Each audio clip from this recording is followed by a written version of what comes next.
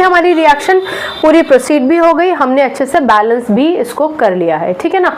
चलिए अब एक बार फिर से चेक कर लीजिए, Al2 Cl6 Cl2 3 + 6 hydrogen 3 + 6 hydrogen 6। चलो बहुत बढ़िया, इक्वेशन बैलेंस हो गई, बहुत बढ़िया।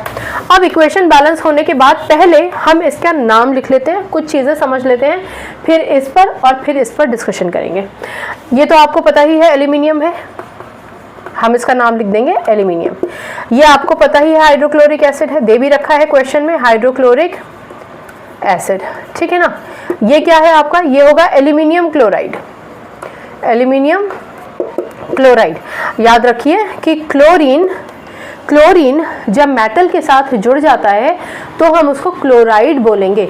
एल्यूमिनियम कौन है, मेटल। अब ये मेटल के साथ जुड़ गया है इसलिए एल्यूमिनियम क्लोराइड हो जाएगा। और ये तो आप जानते ही हैं हाइड्रोजन गैस है, ठीक है ना, हाइड्रोजन गैस, राइट। चलिए इतना क्लियर हो गया।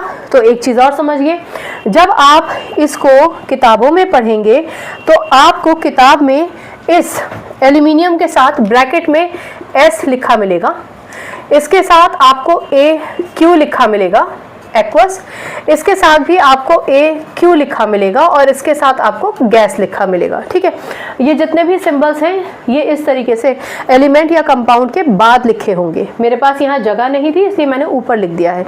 मोर ओवर अगर आप ये नहीं भी लिख कर आते हैं रिएक्शन के साथ तो ऐसा नहीं कि आपके नंबर कट जाएंगे, पर बेस समझिए कि इसका मतलब क्या है।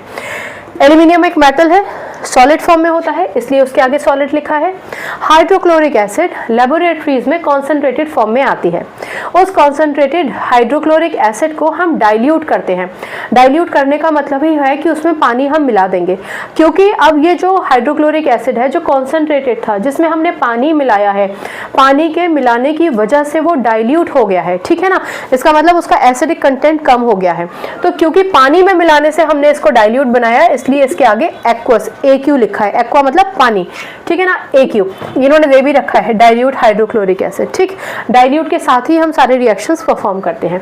क्योंकि एल्यूमिनियम इस डाइल्यूट हाइड्रोक्लोरिक एसिड के अंदर आपने डाला, वो डाइल्यूट तो एक्वा पानी के मिलने से ही डाइल्यूट हुआ था ना, इसलिए AlCl3 के आगे भी आपको एक्वस लिखा मिलेगा। और हाइड्रोजन तो गैस होती ही है, गैसियस फॉर्म में रिलीज भी होती है, आपको पता ही है। तो आई होप आपको ये सिंबल्स भी समझ में आ गए होंगे। चलिए अब अगर ये सब समझ में आ गया तो मैं ये सब हटा देती हूँ फिलहाल, और अब जो काम की बात है वहां पर आ जाते हैं। काम का मतलब सेकेंड पोर्शन पे। ये कहते हैं कि भैया जब आपने एल्यूमिनियम का रिएक्शन कराया ना डाइल्यूट हाइड्रोक्लोरिक एसिड से तो रिएक्शन बहुत स्लो थी। अब यहाँ एक छोटा सा पॉज लीजिए और मेरी बात को